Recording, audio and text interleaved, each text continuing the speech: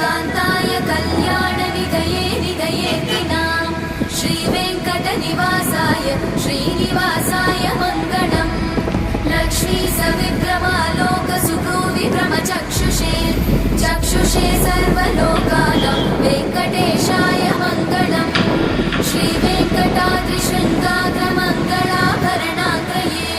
मङ्गलानां निवासाय श्रीनिवासाय मङ्गलम्